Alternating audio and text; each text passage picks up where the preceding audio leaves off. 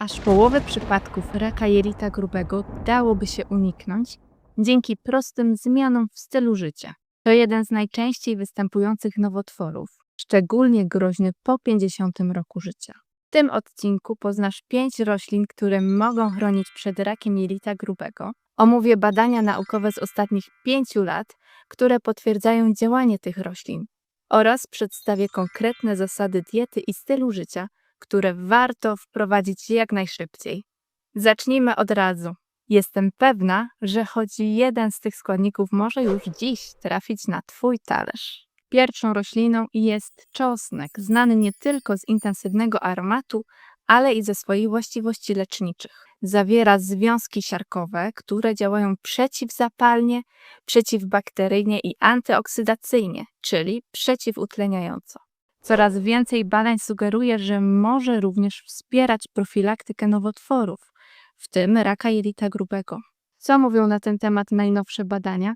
W dużym amerykańskim badaniu z 2023 roku, obejmującym ponad 58 000 osób w wieku od 55 do 74 lat, wykazano, że umiarkowane spożycie czosnku wiązało się z niższym ryzykiem zachorowania na raka jelita grubego. Co ciekawe, sugeruje się, że umiarkowane ilości mogą być korzystniejsze niż bardzo wysokie dawki. W badaniu tym umiarkowaną ilością dla kobiet był 1 do 2 ząbków czosnku dziennie, czyli około 1 główki czosnku tygodniowo.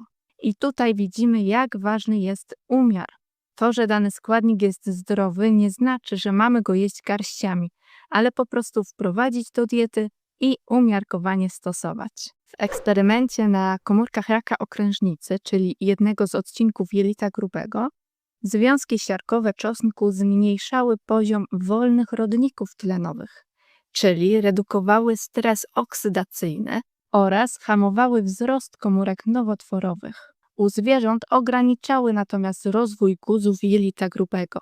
Sprawdzano także działanie allicyny, głównego związku aktywnego w czosnku. Okazało się, że może zwiększać wrażliwość komórek nowotworowych na promieniowanie oraz ograniczać ich migrację. Allicyna może więc stanowić obiecujący składnik wspomagający terapię onkologiczną, zwłaszcza w kontekście radioterapii.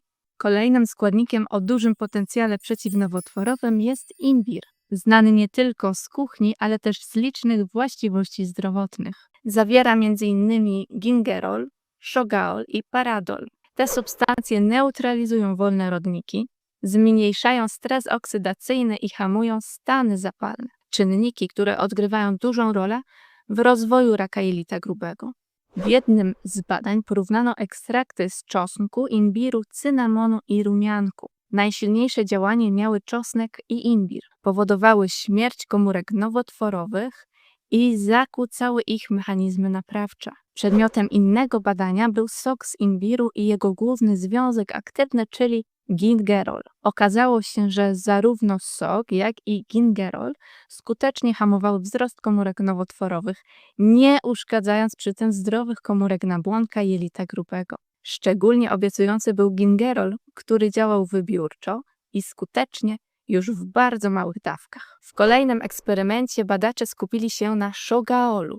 Testowano jego wpływ na 2 linie komórek raka jelita grubego. Substancja ta nie tylko hamowała namnażanie się komórek nowotworowych, ale również istotnie ograniczała ich zdolność do migracji, co może być kluczowe w hamowaniu przerzutów.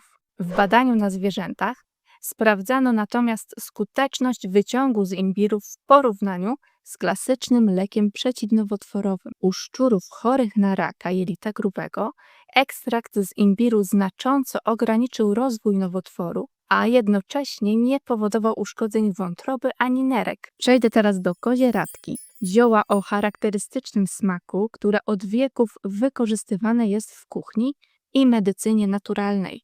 Coraz więcej badań wskazuje, że może ona wpływać na zdrowie w kontekście chorób cywilizacyjnych, w tym nowotworów. Szczególną uwagę zwraca diozgenina, związek obecny w nasionach kozieradki, które wykazuje silne działanie przeciwnowotworowe. Badania pokazują, że diozgenina może blokować wzrost guza, ograniczać jego ukrwienie i pobudzać komórki rakowe do apoptozy, czyli programowanej śmierci komórek. W innym badaniu naukowcy sprawdzili, jak zmieniają się właściwości zdrowotne kozieradki po procesie kiełkowania. Okazało się, że kiełkujące nasiona zawierają więcej przeciwutleniaczy, takich jak witamina E i beta-karoten, a także więcej polifenoli i zdrowych, nienasyconych kwasów tłuszczowych. Ekstrakty z kiełkowanej kozieradki wykazały silne działanie przeciwnowotworowe in vitro wobec komórek raka szyjki macicy i jelita grubego, a także bardzo wysoką aktywność przeciwcukrzycową, co ma znaczenie, ponieważ cukrzyca często współwystępuje z nowotworami i może wpływać na ich przebieg oraz leczenie. Dobra wiadomość jest taka, że kiełki kozieradki możesz wyhodować samodzielnie w domu. Wystarczy słoik, kilka łyżek nasion kozieradki, gaza i woda. Po kilku dniach zyskujesz naturalny dodatek do kanapek, sałatek czy zup i świetne wsparcie dla zdrowia. Jeśli interesują Cię tematy związane z dietą kobiet dojrzałych, to możesz rozważyć subskrypcję. Pojawi się tu więcej takich materiałów. Przejdę teraz do kolejnej super rośliny. Sezam to jedna z najstarszych roślin oleistych i prawdziwa kopalnia bioaktywnych związków, takich jak sezamina czy sezamol, które mają działanie antyoksydacyjne i przeciwnowotworowe. Badania nad sezamem obejmują doświadczenia na jego liściach lub ziarnach. Badania in vitro pokazują, że liście sezamu hamują wzrost komórek raka jelita grubego, a także ograniczają ich zdolność do przerzutów. Jednak w Polsce liście sezamu nie są spożywane, dlatego przejdę teraz do omówienia badań skupiających się na wpływie ziaren sezamu na nowotwór jelita grubego. W jednym z nich oceniano działanie mieszanki ekstraktu z ziaren sezamu i oliwek u zwierząt z nowotworem jelita grubego. Wyniki pokazały, że mieszanka ta znacząco zmniejszyła stres oksydacyjny i stan zapalny, nawet skuteczniej niż witamina E. Kolejne doświadczenie dotyczy jednego z głównych związków występujących w ziarnach sezamu, a mianowicie sezamoliny. Jej słaba rozpuszczalność w wodzie ogranicza potencjał terapeutyczny. Dlatego naukowcy opracowali specjalne emulsje, w których sezamolinę wprowadzono do oleju sezamowego lub oliwy z oliwek. W testach in vitro wykazano, że obie emulsje niszczyły komórki nowotworowe, nie wpływając przy tym na zdrowe komórki. Co ciekawe, zamiast apoptozy dominował tu mechanizm martwicy, czyli niekontrolowanej śmierci komórek raka. I przechodzimy do ostatniej rośliny, siemienia lnianego. Przeglądając badania naukowe na temat prewencji różnych chorób, mam wrażenie, że siemię lniane jest dobre na wszystko. Naprawdę fantastyczny produkt, którego nie może zabraknąć w Twojej kuchni. To źródło kwasów omega-3, lignanów, czyli fitoestrogenów, oraz błonnika i flawonoidów. Badania pokazują, że siemię lniane może hamować wzrost komórek nowotworowych, działa przeciwzapalnie i moduluje mikrobiotę jelitową, co ma znaczenie w profilaktyce raka jelita grubego. W testach laboratoryjnych olej z siemienia, zwłaszcza z odmian modyfikowanych genetycznie, pobudzał apoptozę, czyli, jak już wiesz, zaprogramowaną śmierć komórek nowotworowych i hamował rozwój raka bez zwiększania ryzyka przerzutów. Inne badanie koncentrowało się na lignanie, który wyraźnie zmniejszał namnażanie komórek nowotworowych.